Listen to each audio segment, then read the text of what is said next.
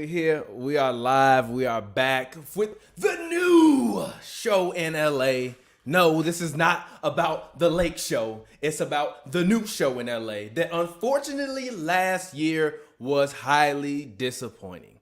I myself, as a media member of the Los Angeles Clippers, looked at what I saw last year, and I can only look back on it with disappointment. Number one, because the hot takes from Hoops and Brews and HNB Media was flying. Clippers this, Clippers that.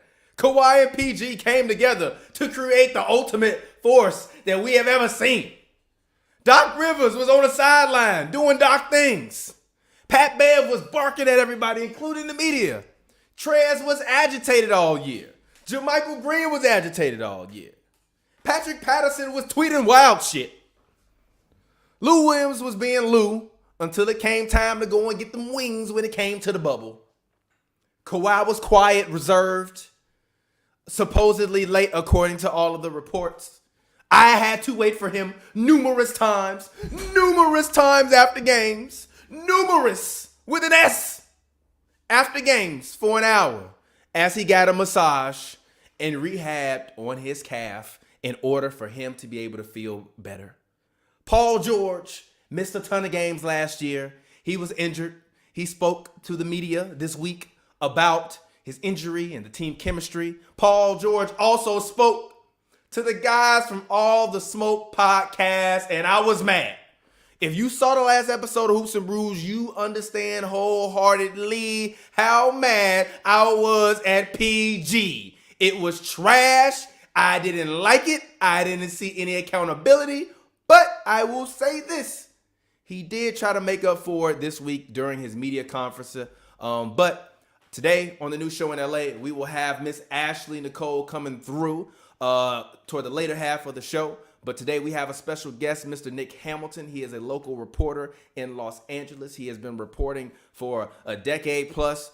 True vet in the game, great guy, great all-around guy. Always been very supportive of myself and Pavi as it pertains to HNB Media. So I'm going to go ahead and bring Nick Hamilton in so that way we can kind of open up this Pandora's box that was the Los Angeles Clippers of the 2019 to 2020 season and talk about them from the 2020 season to the 2021 season and what's going to happen, because there's a lot on the line for the Clippers this year. They let go of a lot of guys. We will see what happens. Nick, welcome to the program. How you doing today? Hey, man. Thanks for having me, man. That was a hell of an intro, bro. Appreciate you. Thank you. I appreciate that, Nick. Definitely appreciate that. How you doing today? I'm good, man. First and foremost, let me say this before I continue. Rest in peace to Gangsta Red of the Booyah Tribe, who we found out passed away. Our thoughts and condolences and prayers out to his family and his loved ones and his fans and friends. So just want to shout that out. He was definitely a true pioneer. I believe his younger brother passed as well today. Yeah. Yeah. So it's been a rough day. COVID has been hard, man. Yes, it has been. COVID has been taking people away, but if you're from the West Coast, you know who those guys are. So, I'm not from the West Coast, and I still know who those guys are. So, pay homage where it's due. Rest in peace to those people and to all of the people out there that are dealing with the after effects of COVID-19. It's crazy. You and I were talking about COVID-19 and media and all that stuff on one of the first episodes of the Perfect Journey podcast that you can check out over at TPJ Films if you search it on YouTube. And we were talking about COVID and kind of what was going to happen. And I think, I don't really think we could, kind of estimate this true kind of damage. I mean, they projected it to be much worse, but it's still been absolutely awful. Even so to the tune where, now, guys that are, used to covering and being in the locker rooms and being able to see these guys will be able to hide a lot of stuff that they weren't able to hide from us last year as the media, because we won't necessarily always be there due to COVID restrictions. So what are your thoughts on the debacle that was the Los Angeles Clippers last year and kind of their, counter moves? And then after that, we can go ahead and we can kind of move on and talk a little bit about Doc. Go ahead. I was definitely a little surprised because the way that the Clippers were structured, the way that they were constructed, you thought that they had a great chance going up against the Los Angeles Lakers, which we finally thought we were going to get a Western Conference All LA Finals, something I had been preaching, something I'm sure you had been preaching, TP. Pavi, everybody else, because that's what we saw. I mean, based upon the type of team that was constructed with Kawhi and PG, and those guys, and with what we saw the previous year going up against at that time, the world champion Golden State Warriors and actually snatching 2 games out of that series, coming back down from 31 in one of those games. You thought, okay, all they need was PG, Kawhi, kind of maybe added a couple of pieces here and there on the side for the bench. You saw the Reggie Jacksons, you saw the Marcus Morris is being added. So you're like, okay, cool. Yeah. All right, this may be a formidable team. Yeah, but they still didn't add a point guard though, which they still have not added one. So, I mean, Tyronn Lue and those guys have talked about getting more playmaking on the perimeter, and they feel they have that with Luke Kennard. But I mean, still, go ahead. Sorry, I didn't mean to cut you off. No,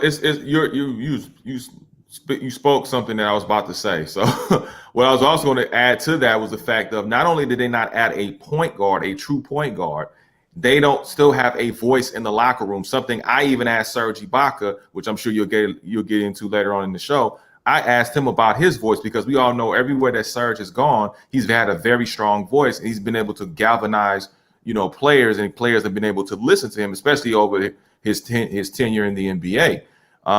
So I thought that was very important. So we'll see what happens with that. But they still haven't filled that void, which is, to me, something that is most important than just a point guard being on the floor at all times.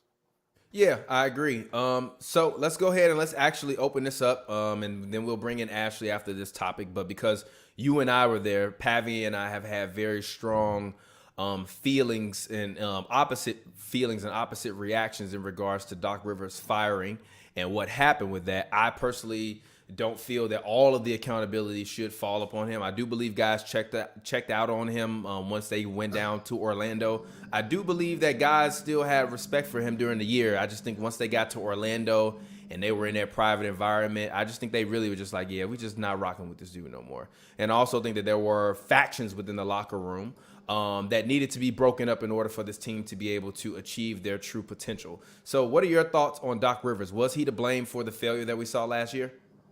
I think he definitely shares the responsibility of blame. I mean, when you're the head coach, you are the leader. He definitely shares a responsibility. I'm not absolving him of responsibility. Absolutely. No, I think I'm not absolving him. I just don't put it all on him. Go ahead. No, I don't put it 100% on Doc Rivers, but I do put a good portion of it on him because he is in a position of headship, which means he's in leadership. So he calls the shots. And as we heard from a lot of the players, especially PG, we heard that, on the All the Smoke podcast, hey, man, this guy keeps playing me out of position. I'm having conversations with him. He keeps playing me out of position. And even when I asked him yesterday about where he likes the ball, has he talking to Ty Lue, because obviously his new regime, and he said, yeah, I spoke with Ty Lue. I had conversations with Ty Lue. I like ISOs. I like pick and rolls. And we didn't see a lot of that even in the playoff bubble, because we knew that PG, and I'm sure like you and Pavi, where I was kind of screaming at the TV a couple of times, like, dude, you're playing him out of position. I'm not absolving PG of any responsibility. He doesn't want to play the 4. That's the only issue that I have. He's a guy that has historically made it known that he does not want to play the 4. If you don't want to play the 4 position, I have to put you at the shooting guard position. You're not better than Kawhi Leonard. And I'm not putting Kawhi at the 4. Kawhi is not a 4. Kawhi is a solid 3. He's tall. He's big. He has a big body. Paul George is a real solid 6'9", 6'10" with shoes on. He's a guy that should be down there on that low block. That lineup should have really been him at the 4 and Trez at the 5, rather than having Patrick Patterson out there or Marcus Morris out there. I'm fine with Marcus Morris and them trying to run that lineup occasionally, but I felt he would have been better served coming in with Lue and Trez and being able to just shoot in that lineup and have Paul George play the 4 and Landry play the 2. So that's how I felt about it. Go ahead. And I think you made a great point earlier when you alluded to the fact of, guys respected Doc during the season, but when they got to the bubble, I don't know if it was so much respect as it was being able to be tolerant.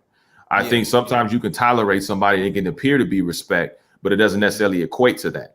So I think when they tolerated Doc, when they got to the bubble, it was like, oh my God, they were just overwhelmed with all the restrictions that they had to be succumb to in order to finish playing out the season. And I think that was a wear and tear on a lot of their nerves and their stress points. And I think that Doc turned a deaf ear to them as well. Not only did they tune Doc out, but I think Doc kind of tuned them out, because he did. Once he called, you hear the guys having conversations. You can't do that. Literally once, and I asked him about that. I was the last media member, I believe, to talk to him as a Los Angeles Clippers coach. And I said, do you think that their mentality was weak, and that, like, as you kind of alluded to early in the first round, that this was an emotionally weak team? And he said, no, we just got beat. They played harder. They played better. Jokic, he said, was killing them and was a monster, not only scoring but also on the rebounding end.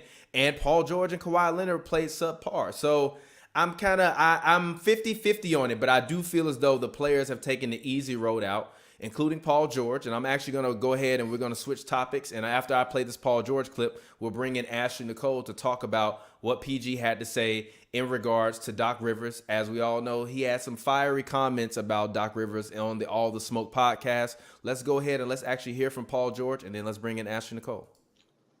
I mean, I think that's where everybody got it misconstrued. We all take responsibility into that. Fact of the matter is, me being one of the top players on the team, I wasn't at a peak performance. I wasn't playing well enough.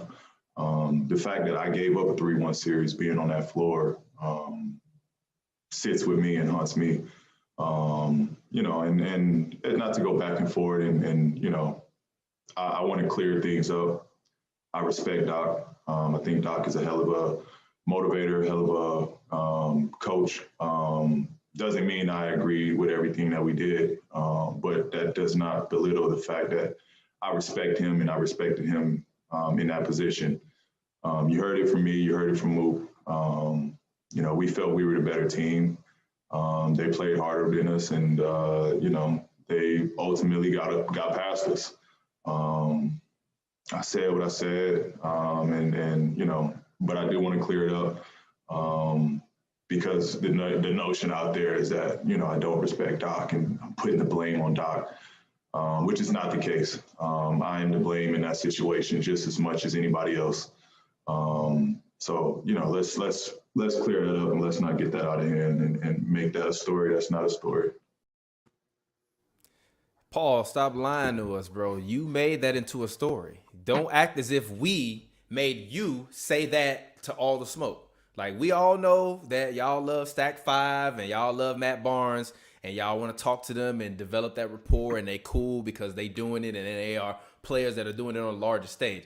But let's not act like Matt Barnes and Steven Jackson put those words in your mouth. You could have just not said anything. My high school teacher, Mr. Kolar, God rest his soul, he used to always say to us in high school, the best substitute for brains is silence. And if you don't have anything smart to say, sometimes you can just shut up. And that's exactly what he could have did. But so don't turn this outward to us, Paul. You said that. And although you might mean it, players are the main ones that love to say, keep it in the locker room until they don't want it to be in the locker room no more. Miss Ashley Nicole, welcome. How do you feel about those comments?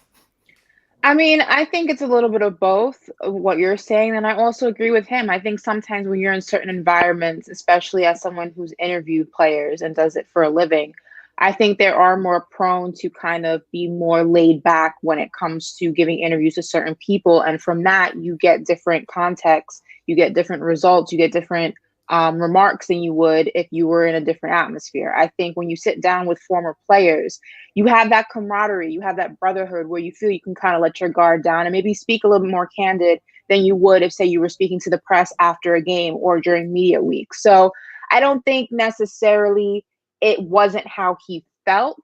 I think he doesn't want that to be the main storyline. I think, that is a big portion of how he was feeling, which is why he said it. I don't think he said it and did not mean it. I do think it started a domino effect, if you will, a snowball effect that he maybe did not anticipate. But here's the thing. You can't, as a player, you do somewhat blame yourself, but you also look at it, from a coaching standpoint. Like, your job is to coach me so I can be great, so I can help this team be great. And he felt that was not the case. And I'm not saying he's wrong, and he's not saying that wasn't an honest answer. He's just saying he does not want that to be the storyline. So I think it's both. I don't think he's disowning the fact that that's how he felt. I just think that he does not want that to be the main headline, in which it has been, and that is that he does not respect Doc Rivers. That is not the case. He's making that clear. There was a disagreement. He was not happy with his performance in the playoffs, and he was not happy with Doc's coaching in the playoffs. So it's 50-50. It's a little bit of both. Look, this is the new show in LA, so I'm not gonna turn this into hoops and brews. We like cut each other off because I'm, this is a different environment. But I respect your opinion on that. But I was there. You have to take some accountability for yourself, first and foremost, which he can say all he wants to about respect. I don't care about respect. And if you respect me, show me that you respect me. Don't do it through lip service. Don't smile in my face and then slap me in the back of my neck when I turn around. If you respect me, then just say, hey, we had our disagreements. We had we didn't necessarily agree on the same playing style, but I respect Doc and I think that he did a great job and I wish him well. You could have said that and that would have created no headlines. So this notion that he was too relaxed, all this, come on, man. Like, come on. You know what? He knew what he was doing. He just didn't think that the internet was going to turn up on him like that because, as the players said in that Athletic story, no one respects what he has done in the postseason, including the very people that were on his same team. So once those comments came out, everybody said, hold on, big fella. You was the one that was 2 of 14. I said it on Hoops and Brews. You missed them shots. You clanked off the backboard. You were getting cooked by Luka Doncic. You were getting cooked by Jamal Murray. You were getting out rebounded by Jeremy Grant every game. You were getting out hustled by Michael Porter Jr. every game. You were getting outscored by Michael Porter Jr. in some games. That was you. You can talk about pin downs all you want to. You are a guy that has historically said, I don't want to play the 4. So what do you want Doc to do if your big 6'9" foot ass don't want to get on the block? He keeps saying, oh, I wanted more mid-range post-ups. How you going to get mid-range post-ups playing the 2 with Kawhi Leonard on the same goddamn floor when he operates in the mid-range? Big fella, did you think about the team you wanted to join before you decided to join it? I don't think he did. And even this year, all we going to see is literally just way more ISO. And then everybody going to be like, well, why the offense sticking? Because they just going to run way more ISO. Yeah, he trying to get you to move around screens because you weren't doing nothing else when you got the ball. Like, you can say whatever you want to about Steph Curry, but on the nights when he feels that the three-point shot is not there, he will pump fake, he will hesitate, and he will drive his little skinny ass to the basket and attempt to lay it up. I never even saw Paul George make, like, even if he got 4 charges or the whole series would be like, man, this man PG wild. And every time he get the ball, he's supposed to be shooting threes. He running to the lane getting charges. I would be like, you know what, PG, I feel you. You wouldn't even get no charges, so you're not even creating contact. What are you upset about? If you are really that big time, which I spent arguing and I took back because I really took that back because some about that, I'm sorry. I don't care what nobody say. I ain't never been an athlete, but in every other aspect of my life, I compete. And I will never pass the buck on my teammate when I know that I did not do what I was supposed to do, regardless of if I felt like management didn't uphold their end, because I still share in responsibility in my failures as equally as my peers. And I felt like he just pawned it off on Doc. He didn't take any accountability for, the reports are coming out about him being late and Kawhi being late. I don't hear you talking about y'all not being at practice on time or y'all not being able to play or y'all being late scratches for games and not showing the effort. So I have no issue with him complaining about Doc. But as all these guys love to say, well, we need to keep things out the media. And then they never keep things out the media. They're like, well, I didn't want to make it a story. You didn't have to say anything. You didn't. You're not Nick Hamilton, Ashley Nicole, and TPJ. You don't get paid to talk about yourself. You get paid to play and develop relationships with the people that work with you. And how does that make him look stronger? Like, that's the thing. Like, it's like, PG, how do those comments make you look good? They don't. Go ahead, Nick. I mean, I think it was a couple of points in there. Number one, go ahead. When Ashley said about him, which is true, I think players, when they're around other players, it's sort of an alumni type of situation where they feel like, okay, I can talk, I can speak a little freer than I could with any three of us that are on this panel right now. And I think that comes to a certain point of being comfortable. And I say that because I think Paul George was continuing to find his level of comfort when it came to the Los Angeles Clippers. But when you're in Los Angeles, you can't be deciding if you're comfortable or not. You have to either be it or just deal with it and continue to press forward. This is LA. It's the number 2 media market.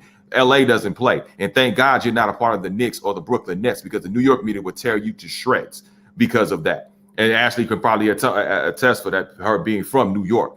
I just hear about it, but I know, you probably know a little bit more than I do, but just based upon that. So you have to look at Paul George in this way. Yes, Paul George pushed the blame off on Doc Rivers, but during his press conference, I will say he did take some form of accountability, a lot more than he did on all the smoke, which I can appreciate, just for the simple fact, because we all make mistakes. Maybe he misspoke. Maybe he realized, you know what, I should have said it the way that I said it. So here's my opportunity to try to, regain some trust in my teammates. Maybe I can regain some level of accountability when it comes to dealing with Doc Rivers in the way that I didn't agree with him, which is why he specifically said, hey, look, I didn't agree all the time with what our rotations were, what our plays were, what have you. And I can respect him for that. But at the same time, let's not only I think so much blame is being put on Paul George because of his comments on all the smoke, but things are being overlooked by Kawhi Leonard, who is supposed to be the leader, who is supposed to be the floor general, quote unquote, if we're going to talk about a floor leader.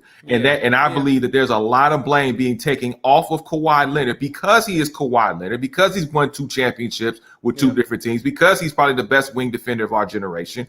Those things are being swept up, being swept under the rug. And I think it should be a 50-50 thing, if any, because these 2 characters were the ones that wanted to come to Los Angeles. Kawhi Leonard had the Clippers in a chokehold. He damn near was about to suplex them and go across the hall to the Lakers if he didn't get his way. He told them, look, if you don't get me Paul George somehow, some way, come hell or high water, I'm walking across the hall with LeBron and AD. That's where I'm going to go. And the Clippers, so to me, the blame shouldn't be looked at Paul George as heavily as it should be looked at Kawhi Leonard, because Kawhi Leonard strong-armed the Clippers to a point he damn near almost promised them a championship, in so many words, if they got Paul George on deck with him. And they came up shorter than a midget at a urinal. So what I'm saying is there's no excuse. There's no excuse whatsoever to put all this on Paul George. There's no excuse. I am yelling. I just had the craziest. Let's go ahead, Ashley. Go ahead. Mm-hmm. Give us your final thoughts on this Paul George thing, and then we're going to move on and talk Kawhi, because I have Kawhi's words from himself about team chemistry, and then I want to break that down and talk about that a little bit. But Ashley, go ahead. I think obviously there is a lot of blame to go around. It's not just a one-sided situation with the Clippers. And obviously, had they gone to the conference finals, even if they had lost, if they had gone to the conference finals and this was a situation, the story would obviously be different. The narrative would be different. But because they did not perform the way I and many other people had predicted and had anticipated, the story is now, well, what's wrong with Paul George? What's wrong with the Clippers? Whose fault is it? And the truth of the matter is, it's just the team did not have the adequate time to develop chemistry like other teams did. Let's be honest. Not a lot of them got a chance to play together until they were in that bubble. That bubble took a strain on a lot of people's mental health. It made a lot of teams perform differently than they would have performed had it been a regular playoff environment. There were a lot of narratives. There were a lot of different things within the equation that made that situation not go the way it was supposed to. Now, did the comments on the podcast help? No. Were they authentic? Were they his true feelings? Absolutely. Did he maybe take a step back? And once that report came out from the Atlantic, where it's now pointing fingers and now it's like, oh, they have special treatment. Not to interrupt you, but did he go too? Do you? I'm not trying to be combative and argue. No, yeah, of course. I agree with everything everyone is saying. I don't believe he is the villain. So I'm not going to act as if I disagree with you. But my question to you is, do you feel as though he went a little bit too far in being as loquacious with his comments as he was? I mean, I do think he went too far, but at the end of the day, it's his truth. And who am I or you or anybody else to tell somebody how to say their truth? Touché. I do think, Touché. Given the situation of the Clippers, given, the blockbuster move of Trez going to the Lakers and all Doc Rivers leaving, being fired and all that, it probably wasn't the best time to pile on to a situation that already was piled up. But this is where we are. And I think the report that came out from the Atlantic did not help the situation, because you're now on a podcast complaining about the coach not doing his job allegedly. And now the report comes out where it shows that you and Kawhi both had special treatment. And if you're going to get special treatment, then you need to perform when it counts, because you can't get special treatment just because you're a superstar and not put up superstar numbers when it counts. So it's just a lot of going on within the Clippers. I do think that all of it, the Atlantic report, Paul George's comments on the podcast, whatever conversation, the Athletic, not the Atlantic. Oh, I'm sorry, the Athletic. It was the Athletic, not the Atlantic, because they're two completely different publications. If the Atlantic wrote an article about Paul George, I will be worried. I'm like, gee, what did you do, PG?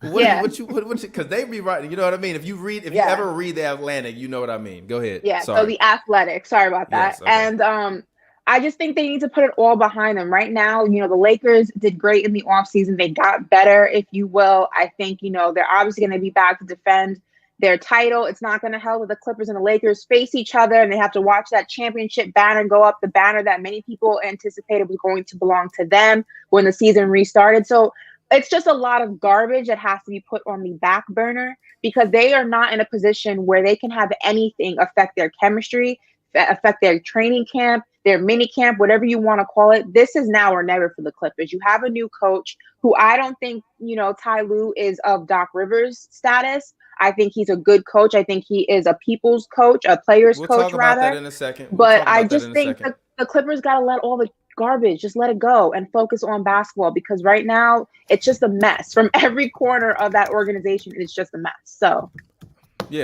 let's go ahead. Let's talk about Kawhi Leonard. I want to talk quickly about if we believed Kawhi failed as a leader last season. But before we talk about that, reporter Roz Gold Unwoode talked to him yesterday and asked him specifically about the team chemistry issues and if he felt he had things to improve upon. I will play his response right now. It's the same thing. With us last year, it was kind of different. Team chemistry builds from day one. You know what I mean? Coming in camp, I was coming, had a procedure done. PG had a procedure done. Some of the other guys were in and out in the training camp, so we didn't play. Well, just me and PG didn't play probably any of the preseason games. I probably played one or two. I'm not sure, but we wasn't in training camp, and I think this year, just us being able to start training camp, able to practice and go full speed with the guys since day one. I think that would just build up to a better, chemistry. So guys are either falling in line in the middle of the season or first game. You know what I mean? We all are here together now.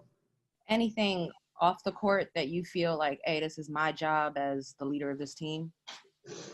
I mean, obviously, you just got to make sure, same stuff we did last year, just try to, go to some team dinners, try to gather with one another, enjoy something together rather than basketball. But, with the COVID and everything going on, it'll be harder this year to do that. But, we could find out ways to play games or, just talk and conversate.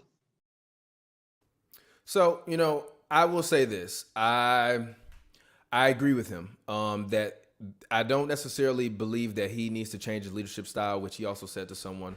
But I do think that a lot of it is probably just about time. He also spoke yesterday about not necessarily having the time that he needed, because he also revealed something yesterday that I did not know, which was that over the summer he had a procedure done on his leg, and that's the reason why he was on the injury management thing, which I had not heard Kawhi Leonard say that. So I'm gonna bring Nick Hamilton back in. Did you hear that from Kawhi during the season, that he had a procedure done over the summer? No, not at all. I mean, we knew about the leg situation from the San Antonio days, because he decided to do his own management style of how he wanted to keep his body together, but I hadn't heard anything like that. Yeah, but did you hear that yesterday when he said that? Or I heard it yesterday. I was pretty surprised. That was the first time I heard him mention that. I was surprised as well. So, Miss Ashley Nicole, you can go ahead. Do you feel Kawhi Leonard failed as a leader last year, or do you think that it was just a matter of just odd circumstances due to just everything that happened in the season? Again, I think it's a little bit of both. I think that bubble, I've spoken to players who were in the bubble, reporters who were in the bubble, and it was just an environment that those guys were kind of thrust into and really did not anticipate how draining it would be on their mental health. And I think people forget that in order to play well, you have to be in a good space mentally. And it took guys out of their routine. It took guys away from their families. It took guys away from their chefs. They're eating food that they're not accustomed to eating. It took them out of their regular day to day. Well, at least the first couple days. It took them out of their day-to-day movements. And if you know anything about athletes, they're creatures of habit. They essentially do the same thing every single day. It's just the way they are able to function. So when you put them in an environment when they can't do that, it's hard. But do I think Kawhi has some of the responsibility? Absolutely. If you're if you're given the privileges of load management and being able to come from San Diego, allegedly, and whatever the reports say, and, being able to take private jets and doing this and doing that, whatever it is that treatment, entails, then when it comes to performing, you have to perform. I mean, you are the leader of this team. This is what you were brought here for. You weren't brought here to be average. You weren't brought here to be subpar. You were brought here to lead. And it's the same thing with Paul George. You are the Robin to Batman, and Batman and Robin have to work together, and they have to save the day. If you don't do that, the whole team falls apart. And again, it's not just their responsibility. There's a lot of things, the chemistry of the team was off. They did not get enough time to play together. The bubble situation was just a mess from the standpoint of what it did to guys. And like I said, their routines. But Kawhi holds some of the responsibility. He did not do the job that he was brought there for. And if we're going to point blame, and we're going to give blame to Doc Rivers, and we're going to give blame to Paul George, and listen, that blame is justified. Doc Rivers could have done a better job. Paul George could have done a better job. Then we have to put the blame on the leader, and that leader is Kawhi Leonard, and he could have done a better job. And that's what it Nick, is. how do you feel as someone that was actually in the locker room, as well as myself? I'm actually gonna, everybody kind of knows how I feel about, kind of Kawhi's thing. I've said numerous times, kind of last year, that I believe that the new faction of guys didn't agree with the old regime, but the old regime of guys' voices were just a little bit too loud and too strong and too stern to the guys who existed there before. And therefore, I felt like last year he did fail as a leader, but he only failed because he didn't, and I believe they, as well as the management, underestimated the power at which the faction of Lou Will, Montrez, and Patrick Beverly had in their locker room. And it's not to say that they didn't like their teammates or they were upset with their teammates. It's just they were used to kind of being the guys for about a year. Mm-hmm. They had that run against the Warriors, and now you get Kawhi and PG coming in, especially Kawhi. He's injured. He's not necessarily always showing up when you need to him. I just didn't necessarily feel like he was able to be as strong as they wanted him to be. And I think now that they've put an ally in the locker room, such as Serge, he won't have to be strong because nobody gonna fall out of line with Serge. Who want to get choked up by Serge? I've seen his work. I've seen his work. Nick, how you feel about that, Nick? Well, I think, first of all, I don't think he failed as a leader because he is the leader he has always been. He is led by example. And I think the Clippers, if they thought he was going to galvanize the troops. Well, Pavi had a That's retort. Not fair, though. Said, no. Wait, hold on one second, Nick. Pavi, and this is not my retort, this is Pavi's retort. So I want your opinion on it because I disagree. Pavi's retort was, well, if you're showing up late to practice or you missing practice because you got special trainers because you got to get all the stuff done with your leg, like, yeah, we should be mad. I'm thinking, if my leg is messed up and this is why this is happening, you as my teammate should have my back. Thoughts on that? Let me expound upon what I'm saying as far as him being a leader on the floor. When you're a leader there's different ways to lead. We all know this. So he is a leader on the floor. We saw what happened in Toronto. He did the same thing. The only reason why I was successful in Toronto because he had Kyle Lowry, who was more vocal. So it balanced everything out. But when you own the Los Angeles Clippers, no, he didn't fail as a leader as it pertains to the way he likes to lead. Now, I'm in total disagreement with the way he shows up late. You cannot show up late and you are the superstar of the team. That is unacceptable. I don't give a damn what it is. You have to have opportunities to schedule things the way you have a leg issue. And that you don't have to broadcast it to the public like you did yesterday, but you have certain issues and certain ailments that you have to take care of. You've been knowing that ever since you were in San Antonio. So there's no excuse for that part. That part, I give him full blame for that because you're setting a bad example and a bad precedent. I don't blame the guys that's saying, hey, we get here at 12 o'clock. Why does Kawhi get to be here at 1:30 when we have to be here at 12 o'clock? Or it's going to be consequences when it comes to us being late. So I understand that part. But let's also take into account too, Lou Will, Montrez, Pat Bear, they're not stars. So there's a certain different type of treatment that you have with a superstar. We all know this. All superstars get treated differently. We all know this. And so to me, it was some real suckerific activity going on in that locker room, because if you had something to say, you had an issue with one of your teammates, you should have pulled them to the side instead of going through the media. Like TPJ said, oh, well, let's keep everything in house. No, you didn't keep it. You were sending subliminal shots. Montrez was doing it early on in the season. Then you heard, we heard the reports of, Pat Bev and PG getting into it. You heard reports Luke Will was expressing his thoughts. I'm like, man, listen, if you have an issue with a teammate, square it up in the locker room. Yeah. It doesn't need to be disseminated through the media, because then you want to blame us for putting out the damn story. Well, you can't blame us in the media for putting out the damn story when you're the one that orchestrated it in the first place. I 100% agree with that point. I think that, internal locker room issues, if possible, should be dealt internally, just because when you then allow it to trickle down to the media, it has a multitude of after effects. Obviously, now everyone's looking at you, your competition, like, oh, what's going on in that locker room? They hate each other. You have that aspect. Of course, you have the aspect of the media who's going to run with the story, because that is the job of the media, to take stories from the locker room that are given to them and create stories. And from there, more stories develop. And now there's rumors circulating. It now also affects the trust of the locker room, because everyone's looking around like, who spoke? Who's the one talking? It's a bunch of different things. But I will say that to ignore the fact that when you are a superstar in the NBA, you are given certain treatment, whether or not we agree with it, whether or not it should be the case, that is the case. It was the case with Michael Jordan. It was the case with Kobe Bryant, rest his soul. It's the case of LeBron James. It is just the nature of the beast. When you are a superstar, when you have that credibility, when you have those accolades, when you have that notoriety, you are given certain privileges. But in the words of one of my favorite basketball players of all time, Allen Iverson, we talking about practice, not a game, but practice. Here's the thing. If this was just practice and he was showing up late, but he, in the games was putting up crazy numbers and leading his team to victory, this would not be a conversation. It is a conversation because you're showing up late to practice. You're taking private flights when everyone else has to ride on the team plane or whatever the case may be, and we're losing. Now, if you're doing all that and we're winning, we're winning. Regardless, whatever. From San Diego. But he did also, wait a minute, one second, Ashley. He did also have the same helicopter pilot as Kobe Bryant.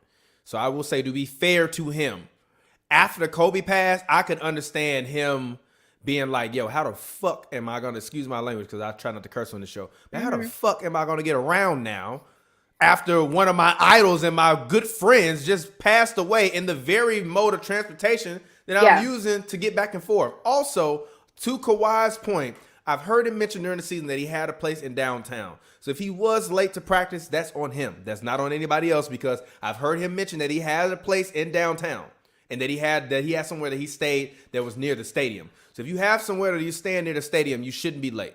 So I understand the star perks. He deserves those. He does. Yes. The star perks are going to come when you're a star. That is what it is. But if you are going to get star perks, then be a star player when it counts. That's my point. And I don't really care if he's showing up late to practice and the Clippers are winning. I don't really give a damn. And Clippers fans shouldn't care either. Who cares if he's showing up late to practice? Who cares if he gets to sleep in? Who cares if he gets to take one mode of transportation and somebody else's? If you're winning, that should be all that matters to you. It's only a story, and people are only upset by it because they are losing. And when you are losing and getting peripheral treatments, you look crazy, because what am I giving you this treatment for? You're not giving me the star treatment when it counts. You're not giving me the star treatment when we're fighting for our playoff lives. You're not giving me the star treatment then. So why the hell should I give you star treatment during practice? That's the only reason people care. And if he wants to continue down that path of getting star treatment, which, listen, 2 rings, that's justified. But give me that 2-ring Kawhi Leonard when it counts. Give me the 2-ring Kawhi Leonard in a game. Don't just give it to me, when you feel like it. Otherwise, all that other stuff is just not justified. And that's why people are upset.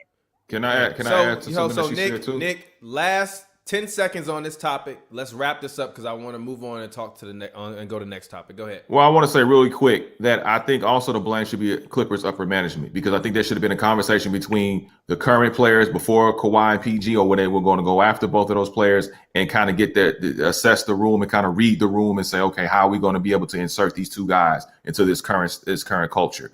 And I think that would have happened, whether it was Doc or the upper management. I think things would have been a little bit smoother. I think things would have been a little bit more open, and maybe you wouldn't have had Trez or Lou or Pat Bev saying the things that they were saying out in the open instead of being closed and being in the privacy of their locker rooms. So let's go ahead and let's actually move on and let's talk about Serge Ibaka. The Los Angeles Clippers have made some free agent additions. He is the main one.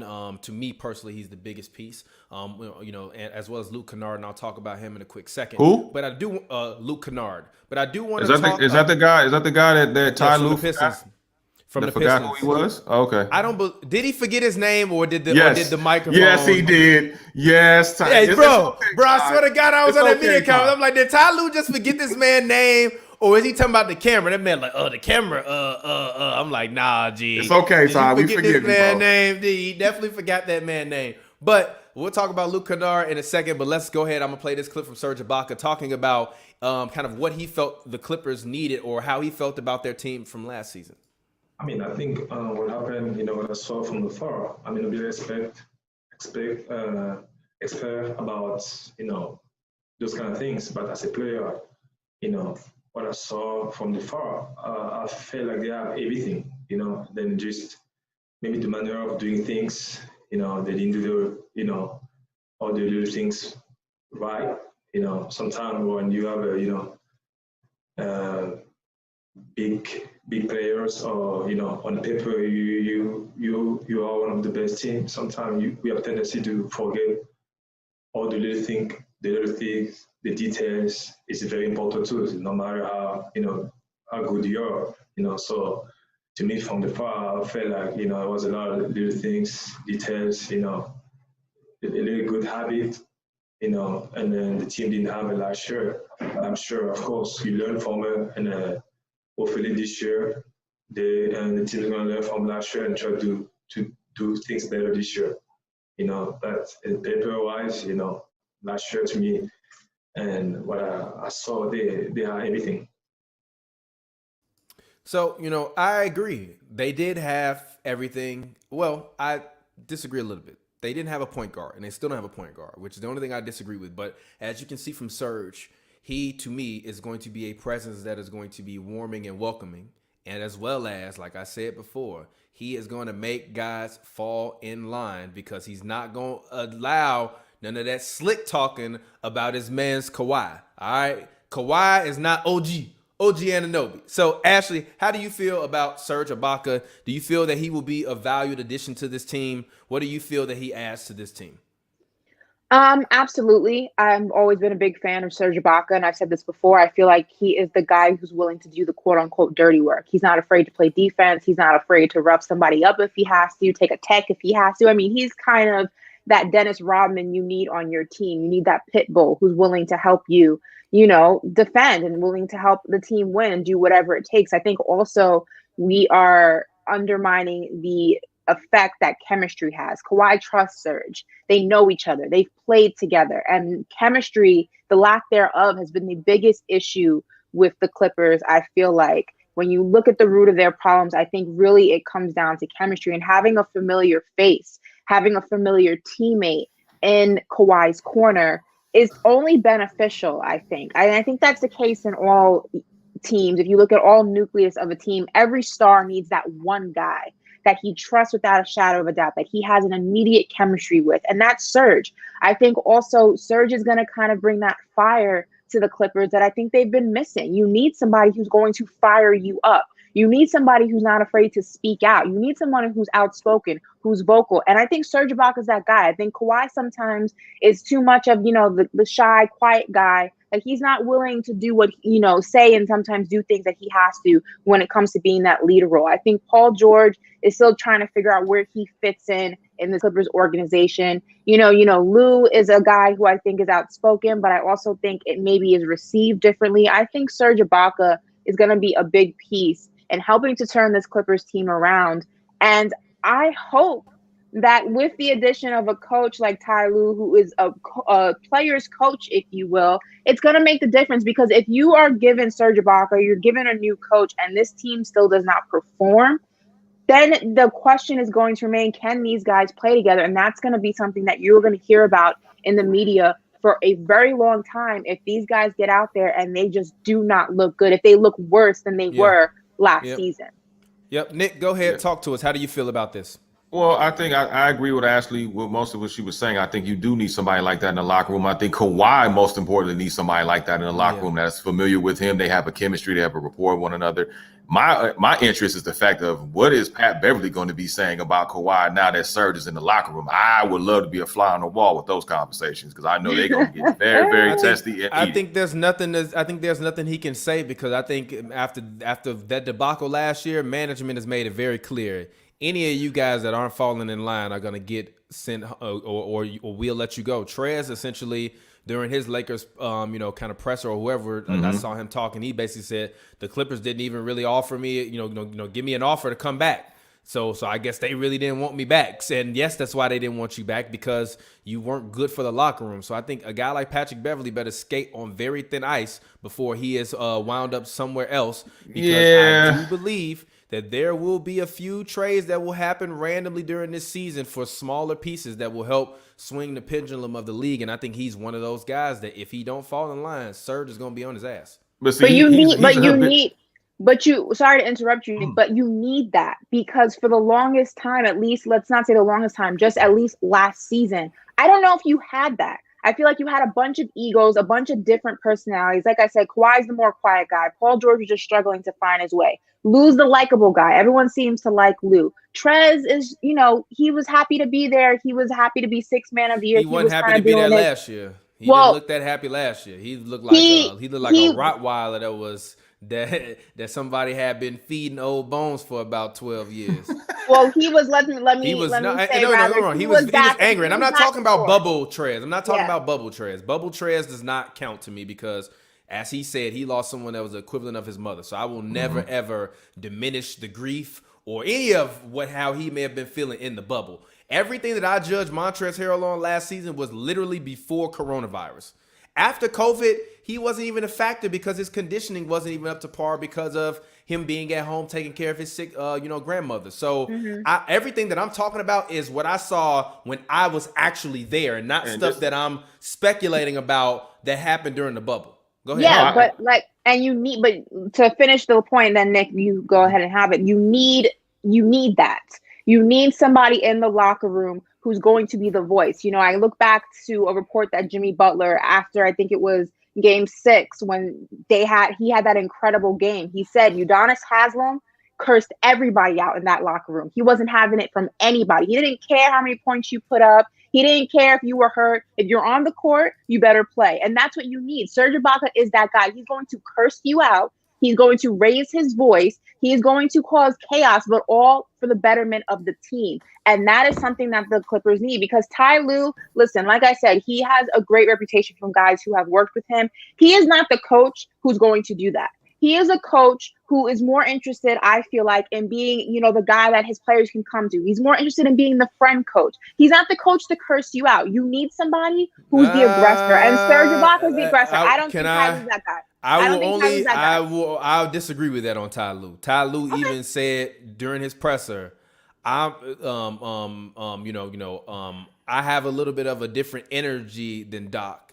And he's also, when I believe a reporter asked him about holding guys accountable, he's like, I don't care about offending nobody and getting in nobody's face because, Brian Shaw, who he said was his mentor when he came into the league, told him to always be honest when he's talking to any of his teammates or anybody that's in the organization about how he's feeling about stuff. He says, so I've never been a guy to hold my tongue when it comes to dealing with players or criticizing them or putting them in their place.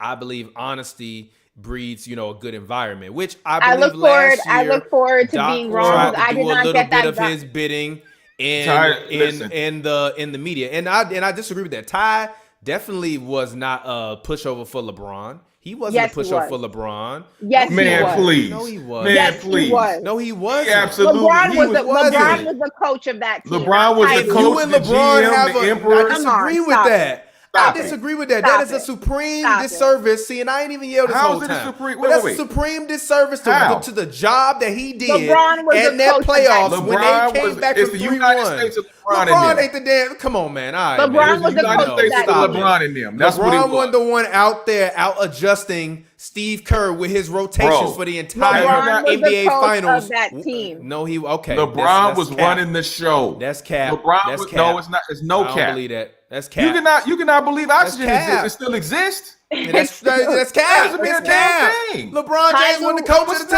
team. Ty That's Lue cap. was a He won the game- coach Ty of the Lue- team. Ty Lue was damn a near- game look, manager. okay. Let me give you an example because I've been the stress of hold on, hold coaching on. that team was stressing him out so much. He was having anxiety Now- issues and now literally listen. quit because he I was don't know what tired of happened. coaching them. Listen, I don't know what happened What? in Miami. Ashley could tell me a little bit more about Miami because she He was ain't down walk there over during the Spo time. Either. You Hold think on, let Spo me let him finish. walk over him? Come on, CP, man. let me finish. Hold on. Let me finish my point, bro. Hold on. Relax. What I'm saying is, I don't know what happened in Miami because I wasn't there. Ashley can attest to that because she was down there and she had a better pulse than I did.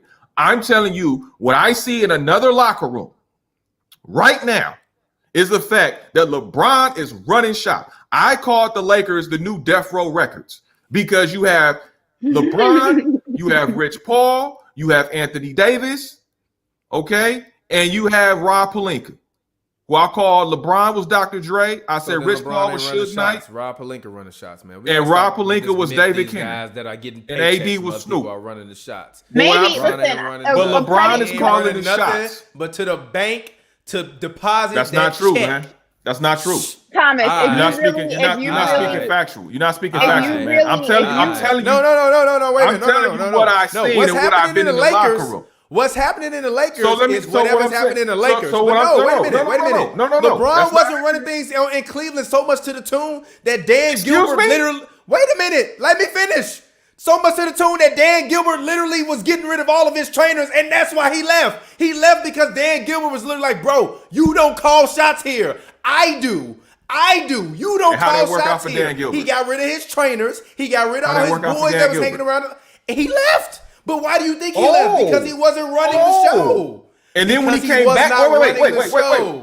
TP, Even so when he came came back, he wasn't wait. running the show. That's why he left again. Because literally, Dan Gilbert was like, yo, your people got to go. And Bron was like, well, fuck it. I'm going to LA then. If my people can't be here, I got to go. I'm not Literally, saying the GM I'm he not- like, gone. The coach he like, gone. What? Why have you I'm LeBron? not What are you saying- stand for? I'm Ty not Lue saying- going insane. What do you stand for? Who y'all got? You want him to stay there to play with Colin Sexton under the new regime where he can't have none of his people? We You gotta know stop good- acting TP. like You no. know good and We well gotta he stop was acting already like headed to LeBron LA for does- multitude of reasons. Yes, and Magic Okay. Johnson set the play up. You think Magic didn't set the play up? Magic didn't see the play. Magic literally said, "We are going to win a championship in the next 3 years. LeBron is going to be the architect. LeBron is going to help take us to a new generation of Lakers basketball." Yes, so of course they're going to give him cachet. You brought him in for this, but in Cleveland, And Cleveland did the his- same thing when he it came back ran from out. Miami. No, it didn't. It ran out. It literally, might happen What did for a he- year, and then it ran out. It literally Listen, ran Why- out. Okay, Ashley, let me ask you this question. It Why did literally LeBron ran leave out. Miami? Why did LeBron leave Miami? why did he Why did leave he Miami? Because they wouldn't let him Legitimate. go. No, I want the real deal. You know, we talking straight Oh, we now. talking real deal. Okay. We talking straight. Well, Pat Riley runs a very tight ship, and Pat Riley is the leader of that team, not LeBron, not D Wade, not who anybody else you can think of. And there's a very specific culture in Miami. And after they won the championships, I don't think LeBron was okay any longer with that culture. I think he wanted to go home, be the hometown hero, and have a little bit more say-so in what the team that he was on was doing. And he wasn't going to get that in Miami. Miami doesn't play that. They don't care who you are. It's a very strict type of culture. Pat Riley runs a very tight ship. When he went back to Cleveland, I'm not going to sit here and He say went back to Cleveland he was. for his reputation. That's I'm what not he going did. to. I'm not going to sit back. Part of that, yes, but Part I'm not of going to it, sit. I'm not going to sit up here and say that he was running the front office. But if you don't think that he was calling the shots when it came to that playbook, you are out of your mind. Thank you. Ty Lue may have been the head coach by title, but LeBron was pulling those strings. Do not think otherwise. I think that's ridiculous. I really do. LeBron is not the one that's out there. No, it's not, because even when they won the championship that year, the only reason they won that championship was because Tyronn Lue literally out-adjusted Steve Kerr to hell. And if you listen to, and if you've been a Warriors fan, all my Warriors fans can attest to this, because I'm not a Clippers fan. I cover the Clippers. As a Warriors fan, every single goddamn Warriors fan during that season was like, Kerr, make more adjustments. He is killing you with adjustments right now. LeBron ain't out there changing the rotations and making adjustments during the game. LeBron got some sets he like. Give LeBron his sets. The reason why David Black got fired was because David Black was a goddamn idiot. Because LeBron didn't like him. No, because LeBron didn't like him. LeBron didn't like him. Because he was an idiot. Because why the hell do you want fucking Kyle Korver or J.R. Smith or whoever it is to take the three to end the game without LeBron James? You better get your little shoe having ass out of here. But are you listening to what you're saying? What you're saying is that so wait a minute. Having a coach that's a player's coach now means that you run the show. No, but can I we say know my point? Frank Vogel don't run the show, but we know why LeBron runs the show in LA. Okay, so you go straight to Lakers have been. No, because the Lakers have been a franchise that has literally done nothing basically the last decade. And they were sick of being irrelevant. And they would much rather concede power to LeBron and let LeBron do what he wants to do so long as he attracts stars and delivers championships. That's not the case in every place that he goes, which is the reason why he don't stay in one place. Because if he just had carte blanche to do whatever he wants to, what you running around for, big fella? I'm not going to talk about the Lakers. I'm going to talk about the Clippers. What you said was I know Nick is being truthful about the Lakers because Nick covers the Lakers. So I'm not disagreeing with you about the Lakers. But let's not act like Ty Lue wasn't doing his job. I hate when people discredit Tyronn Lue. We're not saying that he wasn't doing his job. We just saying when you say that LeBron James is the coach of the team, but let's call a spade a spade. Disservice to him. It's not a spade though. You call it a spade. It's not a spade. It's but not we're not. What we're not saying that. I'm being not LeBron saying ally is not a. They don't. Being LeBron's ally is nothing wrong with being his ally. If you know and you sitting on that bench while David Black is clearly annoying the guy that's a superstar, the guy that you have a good rapport with, the guy that you both think alike, and then LeBron says, "Yo, this dude gotta go, or we gonna have some real problems." They get rid of him, and they could have picked anybody on that bench or anybody to come in and coach LeBron. And they picked Ty Lue, and LeBron instantly gave Tyronn Lue a ringing endorsement and said, I like the way he thinks about basketball. What do you mean? He never ever said, oh, well, I like Ty Lue because he's a player coach. He always talked about Ty Lue's basketball mind. Even last season, he spoke about how disrespected Tyronn Lue was. He also spoke about how disrespected Eric Spoelstra was as the coach in Miami.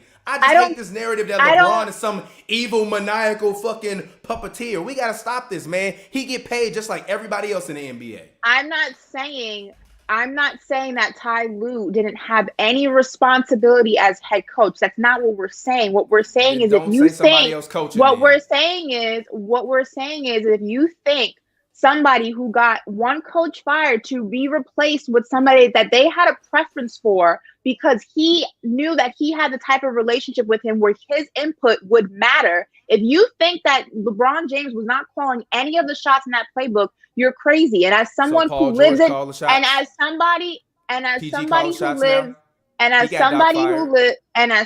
who lives in Miami, I can tell you one of the main reasons that LeBron went home was because Pat Riley was not having any of that. He does not care who you are. He does not care how many rings you were. You do not get special treatment in Miami and calling the shots just because you are a star. That's not how it works down here. He went home, yes, because he wanted to be a hometown hero. He wanted to finish the job of bringing Cleveland a championship like he had promised. I'm not debating that. But the reason Ty Lue was brought in was not just because he's a player's coach. It's because LeBron knew that his relationship with him would give him a leg up in being part of the decision-making of that team. That's literally the definition of a player's coach.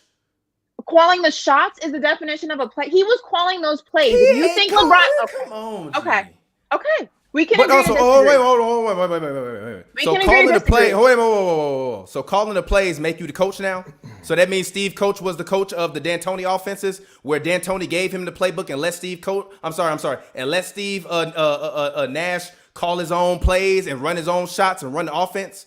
D'Antoni has said numerous times, I'm not always calling plays. I give my guys sets and I let them do what they want to do. So that means James Harden coached the team now? That means Steve My Nash coached the question team is- now? my No. question Just for because you a is- guy is on your side and in your corner and you got plays you want to be called versus the dodo bird that wanted to fucking have J.R. Smith take the last 3-point shot of the game, you goddamn right that's my guy. You goddamn right that's my man's. And you goddamn right if I'm Ty Lue, LeBron my man's, Bron, what kind of plays you want to run, G? Let's figure out how to go and get this ring and get this money. Because if you aren't and you're being combative with LeBron James, you're losing. Because even Miami, it took them forever to recover from LeBron. Now they got back, but we're not gonna act like the Heat, if LeBron would have stayed and re-up for another 4 years, wouldn't have been way more of a force over the past 6, 7, 8 years of the NBA than they were after he decided to go ahead and leave. And even the preceding year before he left, when all of the rumors were about him leaving because he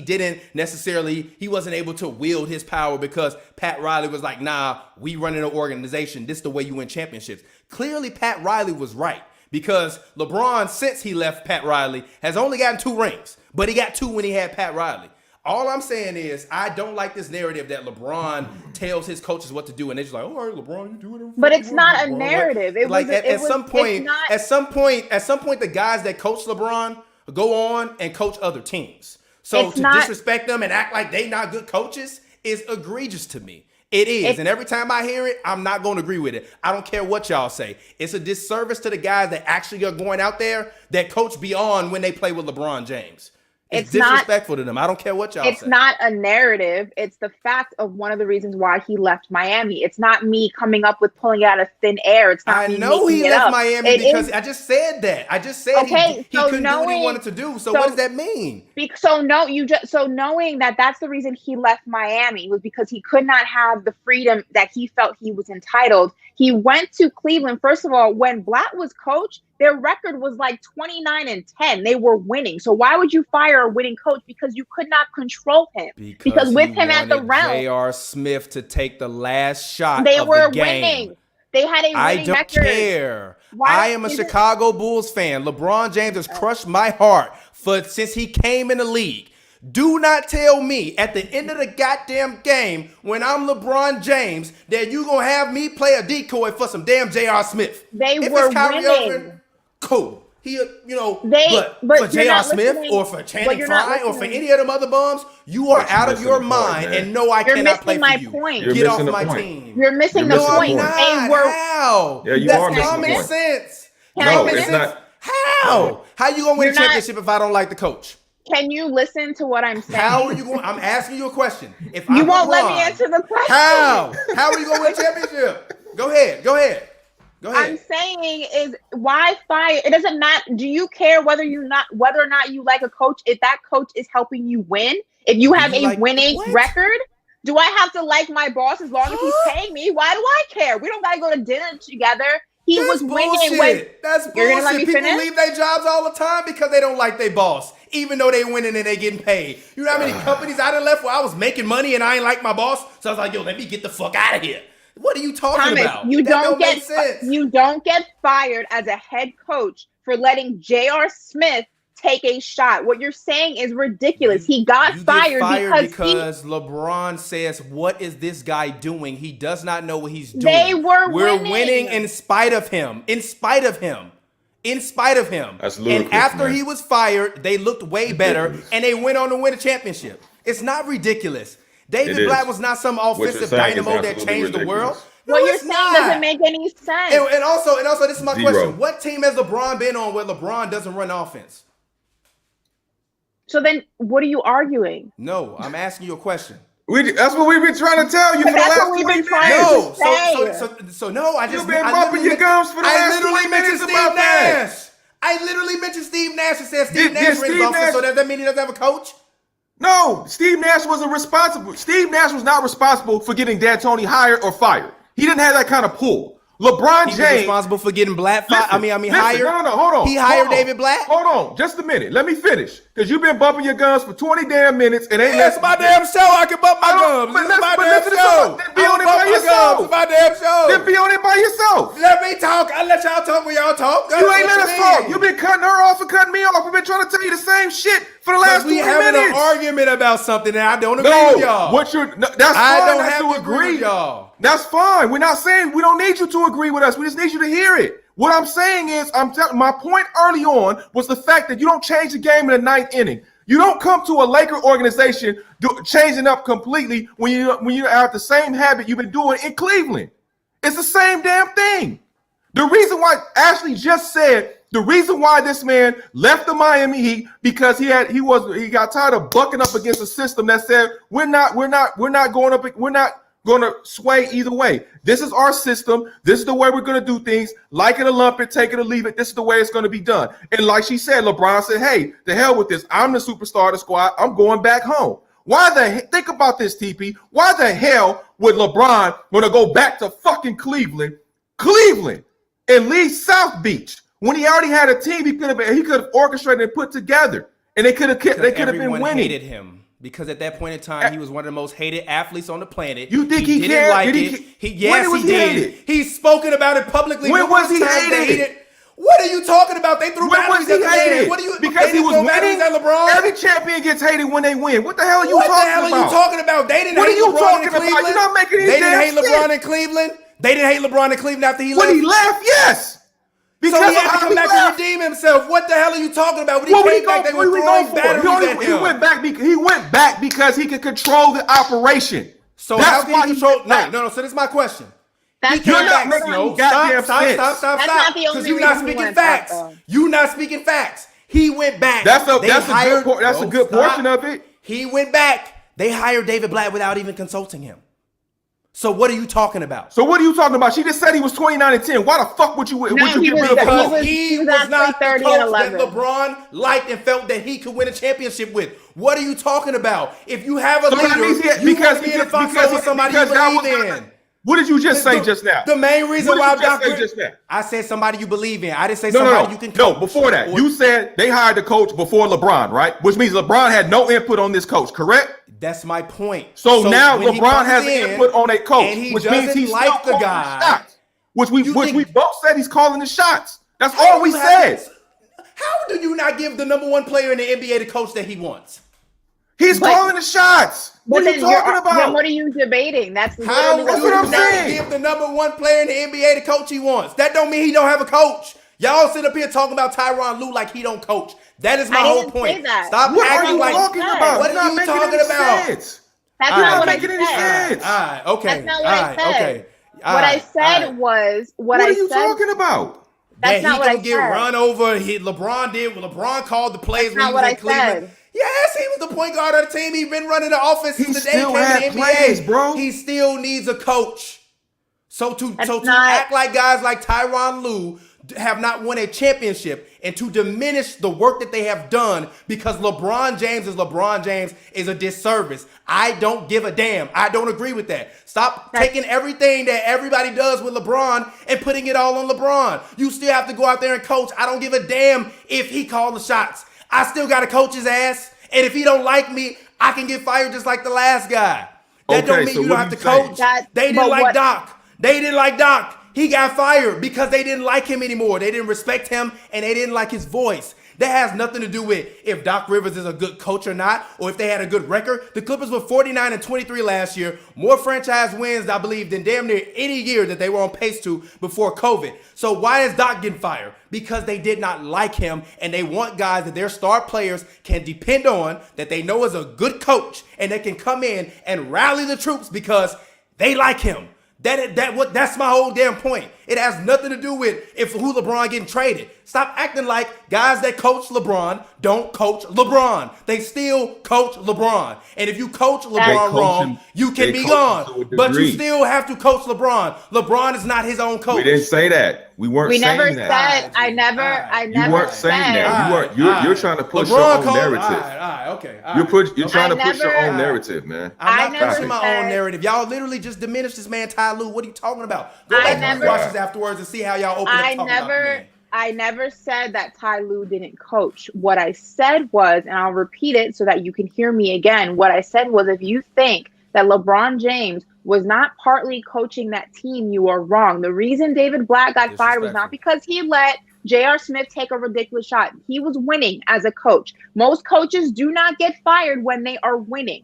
He was fired because LeBron James could not control him and could not relate to him, could not deal with him, could not have an impression on him like he did Ty Lue. That's all I'm saying. And if you think that LeBron James didn't have any say-so on who that head coach was going to be when Blatt got fired, you're mistaken. And the reason Ty Lue was selected, there was a reason for it. I'm not saying Ty Lue has no idea what he's doing. I'm not saying that he's a bad coach. I'm not saying he has no concept of the game of basketball. What I'm saying is when it came to that Cleveland team, it was a partnership between Ty Lue and LeBron James. LeBron James was as very much involved in the plays that team used throughout the season, especially in the championship, as Ty Lue was. That's all we're saying. And if you think otherwise, I can relate the Miami Heat era to you as a perfect example. It's no different than the backlash Spoelstra used to get back in the day. Oh, he's not really running the team. Pat Riley is pulling the strings. Pat Riley is the one doing it. He's just a game manager. It's the same thing. It was disrespectful to him then, and it is now. Well, But I never said. Listen. I never said. I don't. Nobody. None of us ever said that. Well, none of us ever said that Ty Lue cannot coach. We never said that. None of us have never said that. You diminish his job as a coach when you say that. Because I've never heard anyone say Kobe Bryant called the shots with Phil Jackson or be like, oh, Kobe ran the team with Phil Jackson. No, G, stop. We never said he couldn't Nick, coach. Give me one second. Phil Jackson and Ty Lue are two totally different coaches. You cannot compare the two. Phil Jackson does not have to be coached. He does not have to be, pushed in one direction. That man is a genius. Ty Lue is not Phil Jackson. What Phil Jackson, the way Phil Jackson's mind works, it is a privilege to play for that man. It is a privilege to be in his presence. It is a privilege to call him a head coach. Ty Lue is not that guy. Ty Lue is not a Phil Jackson. He's not. No, I'm not saying he's Phil Jackson. But like I said, it's a lot of disrespect in y'all undertones in regards to Tyronn Lue. And we can agree to disagree on it. But I don't agree with y'all position on that. No, that's fine. This man is not. No, listen. I have no problem with guys walking in tandem with their coach. That's what you want your star players to do. The best coaches always do that. But I don't undermine the best coaches for walking hand in hand with their star because that's what you should want to do. And if David Blatt is not walking hand in hand with his star, regardless of how many wins they have, he's not doing a good job coaching. So go find someone that can do a good job and coach that team. Yes, get someone LeBron wants to walk hand in hand. This man, Kyrie Irving, on Kevin Durant podcast, and Kevin Durant talking about, well, we don't really feel like we have a coach because we're all going to be having input and all this stuff on the plays. Gee, stop disrespecting your coach and diminishing what your coach going to do. Yeah, you're going to have input, but to act like you don't have a coach, all right, it's disrespectful to me. I don't care how y'all I mean, I don't care what people say. That's fine. I hate this narrative that LeBron James is some evil, maniacal. We never said he was evil. We just said that's what it was. Yeah, but part of it, yes. But like I said, but you read too much into it, man. No, I'm not, because that's always been the narrative with LeBron. Is that he don't need a coach and we can just do whatever with LeBron.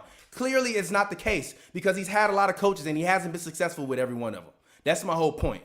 Guys have to be able to coach LeBron. But here's the thing. Not every coach that has coached LeBron has had success, i.e. 4 championships in 17 years. What happened? Okay, that's my whole point. That's fine. We can agree to disagree. That's fine. Nobody ever said. I really hate the way people talk about listen, Tyronn Lue. Nobody ever said that Tyronn Lue isn't intelligent. He doesn't have a high basketball IQ. Nobody ever said. No, we're not. Let me finish. Nobody ever said that he could not coach or he wasn't worthy of gracing the NBA sidelines. Nobody ever said that.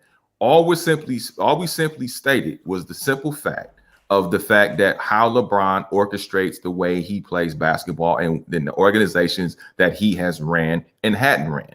Okay, that was all we said.